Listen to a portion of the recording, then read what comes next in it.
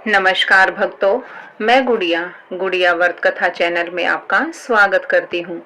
आप सभी को अहोई अष्टमी की बहुत बहुत शुभकामनाएं। अहोई अष्टमी का व्रत इस वर्ष 13 अक्टूबर सोमवार को मनाया जाएगा। इस दिन माताएं अपनी संतान की लंबी उम्र के लिए निर्जला उपवास रखती हैं। पूजा का शुभ मुहूर्त शाम 5:53 से 7-8 बजे तक रहेगा।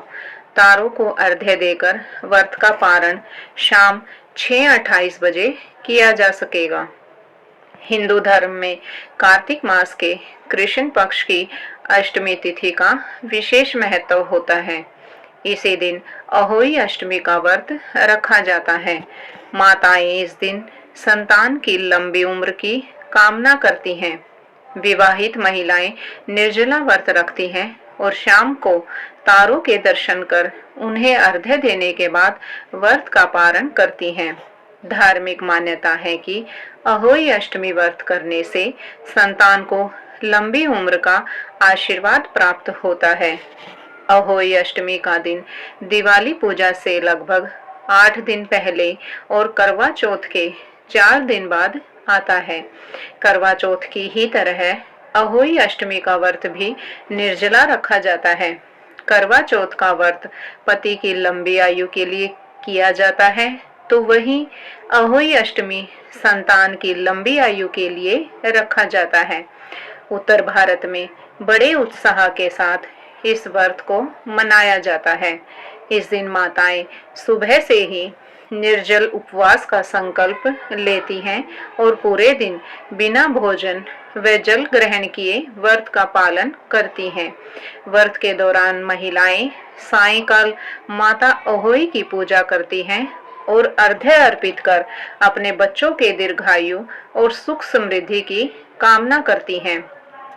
निसंतान महिलाएं संतान सुख की प्राप्ति के लिए भी ये व्रत करती हैं। अहोई अष्टमी के दिन में सोना शुभ नहीं माना जाता। आइए जानते हैं अहोई अष्टमी व्रत की विधि। सुबह उठकर स्नान करने के बाद सबसे पहले साफ और स्वच्छ कपड़े पहने। ऐसा माना जाता है कि इस दिन कोरा कपड़ा पहनना चाहिए और काले रंग के कपड़े धारण नहीं करने चाहिए। अहोई अष्टमी की माला, जिसे शाहू की माला भी कहते हैं, एक विशेष चांदी की माला होती है जिसमें अहोई माता का लॉकेट और चांदी के मोती होते हैं। इसे संतान की लंबी उम्र और सुख समृद्धि के लिए धारण किया जाता है।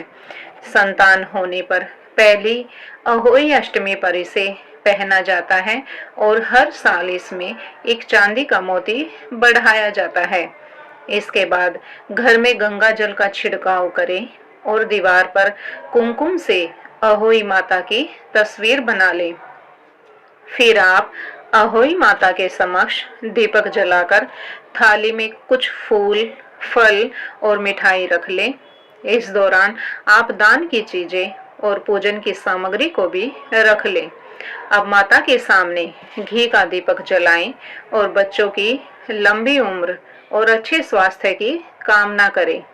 इसके बाद शाम को तारे निकलने के बाद उन्हें अर्घ्य दें। फिर घर में बने पकवानों का भोग माता को अर्पित करें। अंत में बड़ों का आशीर्वाद लेकर व्रत का पारण करें। अहोई अष्टमी पर्व से संबंधित विभिन्न पौराणिक कथाएं प्रचलित हैं।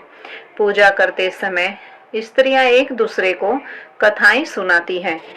क्या आप जानते हैं कि अहोई अष्टमी का अर्थ एक प्रकार से यह भी होता है अनहोनी को होनी बनाना, जैसे पहली कथा में साहूकार की छोटी बहू ने कर दिखाया। आइए अहोई अष्टमी से संबंधित प्रचलित 2 कथाएं आरंभ करते हैं। प्राचीन काल में एक साहूकार था जिसके 7 बेटे और 7 बहुएं थीं। इस साहूकार की एक बेटी भी थी जो दीपावली के अवसर पर ससुराल से मायके आई थी। दीपावली पर घर को लीपने के लिए 7 बहुएं मिट्टी लाने जंगल में गई, तो ननंद भी उनके साथ जंगल की ओर चल पड़ी। साहूकार की बेटी जहाँ से मिट्टी ले रही थी, उसी स्थान पर शाहू माता अपने 7 बेटों के साथ रहती थी। मिट्टी खोदते हुए गलती से साहूकार की बेटी की खुरपी से शाहू का एक बच्चा मर गया। शाहू इस पर गुस्सा होकर बोली, मैं तेरी कोख बांधूंगी। शाहू की यह बात सुनकर साहूकार की बेटी अपनी 7 भाभियों से एक एक करके विनती करती है कि वह उसके बदले अपनी कोख बंधवा ले। सबसे छोटी भाभी ननंद के बदले अपनी कोख बंधवाने के लिए तैयार हो जाती है। इसके बाद छोटी भाभी के जो भी बच्चे थे वह सभी 7 दिन बाद मर जाते हैं। 7 पुत्रों की इस प्रकार मृत्यु होने के बाद उसने पंडित को बुलवाकर इसका कारण पूछा। पंडित ने सुरही गाय की सेवा करने की सलाह दी। सुरही गाय शाहू माता की भाईली है, वह तेरी को खुलवा देगी। अब वह सुबह उठकर चुपचाप सुरही गाय के नीचे साफ सफाई कर आती। सुरही गाय ने सोचा, रोज उठकर कौन मेरी सेवा कर रहा है, सो आज देखती हूँ। गौ माता खूब सवेरे उठी और उन्होंने देखा कि साहूकार की छोटी बहू उसके नीचे साफ सफाई कर रही है। गौ माता ने बोला, क्या मांगना चाहती है, बता। साहूकार की बहू बोली, शाहू माता ने मेरी कोख बांध रखी है। शाहू माता तो आपकी भाईली है, सो आप मेरी कोख खुलवा दो। गौ माता ने कहा, अच्छा। अब तो गौ माता साहूकार की बहू को 7 समुंदर पार लेकर चली। रास्ते में थक जाने पर दोनों आराम करने लगते हैं। अचानक साहूकार की छोटी बहू की नजर एक ओर जाती है। वह देखती है कि एक सांप गरुड़ पंखनी के बच्चे को डसने जा रहा है और इसलिए वह सांप को मार देती है। इतने में गरुड़ पंखनी वहां आ जाती है और खून बिखरा हुआ देखकर उसे लगता है कि छोटी बहू ने उसके बच्चे को मार दिया है। इस पर वह छोटी बहू को चोंच मारना शुरू कर देती है। छोटी बहू इस पर कहती है कि उसने तो उसके बच्चे की जान बचाई है। गरुड़ पंखनी इस पर खुश होती है और दोनों को अपनी पीठ पर बैठाकर शाहू माता के पास पहुंचा देती है। शाहू माता उनको देखकर बोली कि हाँ बहन, बहुत दिनों के बाद आई। मेरे सिर में जुएं पड़ गई हैं। तब सुरही के कहने पर साहूकार की बहू ने उसकी सारी जुएं निकाल दी। इस पर शाहू माता ने प्रसन्न होकर कहा, तूने मेरे सिर में बहुत सलाई घेरी है, इसीलिए तेरे 7 बेटे और 7 बहुएं होंगी। वह बोली, मेरे तो एक भी बेटा नहीं, 7 बेटे कहाँ से होंगे। शाहू माता बोली, यह मेरा वचन है तो अवश्य पूरा होगा। वचन से फिरूं तो धोबी की कुंड पर कंकरी होऊं। तब साहूकार की बहू ने बोला, मेरी कोख तो तुम्हारे पास बंद पड़ी है। यह सुन शाहू माता बोली कि तूने तो मुझे ठग लिया। जा, तेरे घर तुझे 7 बहुएं और 7 बेटे मिलेंगे।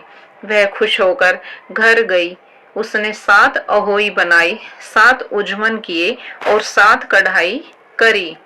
शाम के समय जेठानियां आपस में कहने लगी कि जल्दी जल्दी धोक पूजा कर लो, कहीं छोटी बच्चों को याद करके रोने न लगे। थोड़ी देर में उन्होंने अपने बच्चों से कहा, अपनी चाची के घर जाकर देखो कि आज वह अभी रोई क्यों नहीं। बच्चों ने आकर कहा, चाची तो कुछ मान रही है, खूब उजमन हो रहा है। यह सुनते ही जेठानियां दौड़ी दौड़ी वहां आई और आकर कहने लगी, तूने तो कोख बंधवाई थी, कैसे खुलवाई। बहू ने बोला, शाहू माता ने कृपा करके मेरी कोख खोल दी है। हे शाहू माता, जिस प्रकार उस साहूकार की बहू की कोख खोली, उसी प्रकार हमारी भी कोख खोलियो। एक कटोरी में गेहूं के दाने लेकर कहानी सुने और हाँ, इस दिन मिट्टी में हाथ नहीं डालना चाहिए। बोलो शाहू माता की जय। दंत कथा के अनुसार एक बार एक औरत अपने 7 पुत्रों के साथ एक गांव में रहती थी। एक दिन कार्तिक महीने में वह औरत मिट्टी खोदने के लिए जंगल में गई। वहां पर उसने गलती से एक पशु के शावक की अपनी कुल्हाड़ी से हत्या कर दी। उस घटना के बाद उस औरत के सातों पुत्र एक के बाद एक मृत्यु को प्राप्त हो गए। इस घटना से दुखी होकर उस औरत ने अपनी कहानी गांव की हर एक औरत को सुनाई। एक बड़ी औरत ने उस औरत को यह सुझाव दिया कि वह माता अहोई अष्टमी की आराधना करे। पशु के शावक के सोते हुए हत्या के पश्चाताप के लिए उस औरत ने शावक का चित्र बनाया और माता अहोई अष्टमी के चित्र के साथ रखकर उनकी पूजा करने लगी। उस औरत ने 7 वर्षों तक अहोई अष्टमी का व्रत रखा और आखिर में उसके सातों पुत्र फिर से जीवित हो गए। बोलो अहोई माता की जय। चलिए अहोई अष्टमी व्रत में किन किन सामग्री की आवश्यकता होती है मैं आपको बताती हूँ। अहोई अष्टमी की पूजा के लिए अहोई माता का चित्र, श्रृंगार का सामान, रोली, कलावा, अक्षत, दीपक और घी, फूल, धूप बत्ती, जल का कलश और सूखे मेवे जैसे सामानों की आवश्यकता होती है। भोग में लगाने के लिए बिना लहसुन प्याज का भोजन जैसे पूरी, पुआ, गुलगुले, हलवा, फल और कुछ घर पर बने पकवान भी होने चाहिए। और हाँ, कई स्थानों पर इस दिन माता पिता को सफेद चीज का सेवन करने की मनाही होती है, जैसे दूध, दही, सफेद मिठाई आदि। भक्तों, अहोई अष्टमी के दिन इन 2 पौधों की पूजा करने से अहोई माता और पार्वती माता बहुत प्रसन्न होती है। तुलसी का पौधा, हिंदू धर्म में तुलसी को एक पवित्र पौधे के रूप में पूजा जाता है। वही अहोई अष्टमी के दिन जब आप इस पौधे की पूजा करती हैं तो इससे संतान के जीवन में आने वाली बाधाएं दूर होती हैं और सौभाग्य में वृद्धि होती है। तुलसी पूजा के दौरान आप माँ तुलसी को चुनरी अर्पित जरूर करें और घी का दिया लगाएं और फिर आरती करें। पीपल का पेड़, धार्मिक मान्यताओं के अनुसार पीपल के पेड़ पर ब्रह्मा, विष्णु और महेश का वास होता है। इसीलिए सामान्य दिनों में भी इस पेड़ पर जल चढ़ाने या पूजा करने से उत्तम फल की प्राप्ति होती है। वही जब आप अहोई अष्टमी के दिन व्रत रखने के साथ ही इस पेड़ की पूजा करती हैं तो आपको संतान सुख की प्राप्ति होती है। साथ ही आपकी संतान के जीवन में किसी प्रकार की परेशानी है तो खत्म हो सकती है और नहीं तो आप कभी भी कठिनाई नहीं आती। व्रत के दिन शाम के समय अहोई माता की पूजा अर्चना के बाद आरती पाठ करना बेहद शुभ माना जाता है। आइए आरती आरंभ करते हैं। जय अहोई माता, जय अहोई माता,